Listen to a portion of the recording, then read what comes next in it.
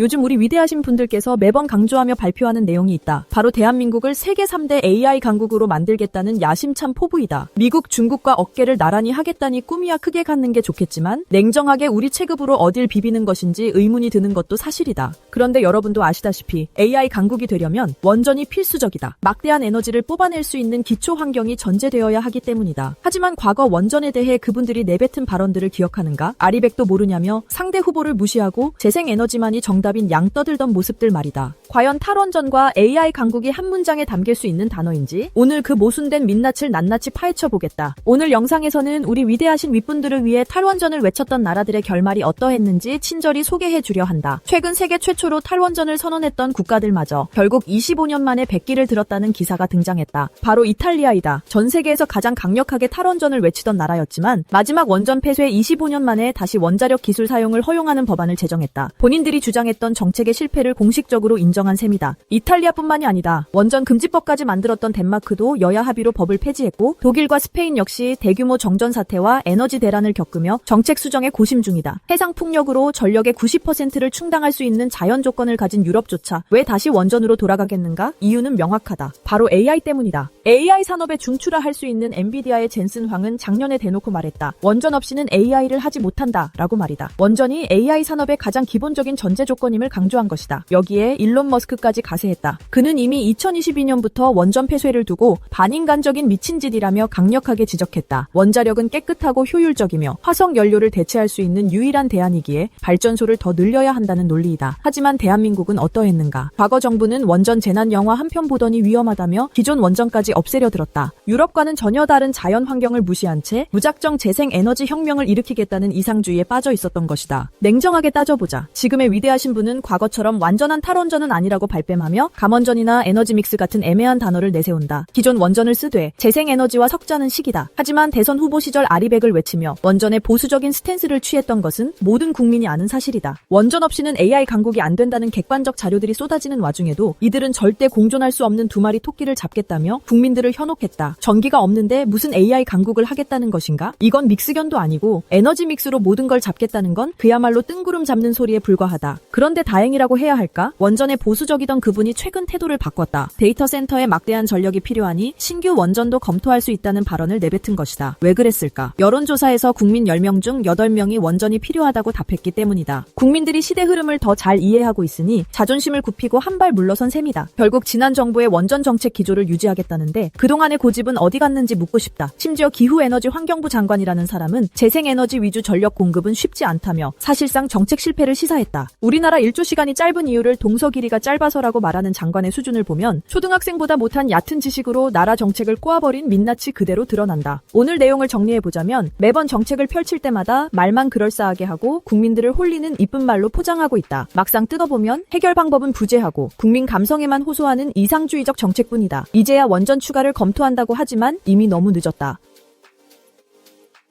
원전 하나 짓는데 최소 10년이 걸리는데 미국과 중국은 이미 인프라를 갖추고 저 멀리 앞서가고 있다. 10년 전부터 계획을 세웠어도 따라잡기 힘든 체급인데 이제 와서 무엇을 하겠다는 것인가? 매번 뭐 하겠다 말만 번지르르 한 게 얼마나 우물 안개구리 같은 짓인지 명확히 깨달아야 한다. 좁은 땅덩어리에서 네가 잘했니? 내가 잘했니? 싸우는 동안 골든타임은 지나가 버렸다. 마치 구한말 조선 후기를 보는 듯한 인상이다. 늦었다고 생각할 때가 이미 가장 늦은 법이다. 우리 국민들도 더 이상 산타 할아버지나 유토피아를 꿈꾸지 말고 냉혹한 현실을 직시하길 바란다. 대한민국의 10년, 20년을 내다보는 진짜 대책이 나오길 기대하며 오늘 영상 마무리하겠다. 구독과 좋아요, 알림 설정으로 다음 컨텐츠를 빠르게 만나보세요.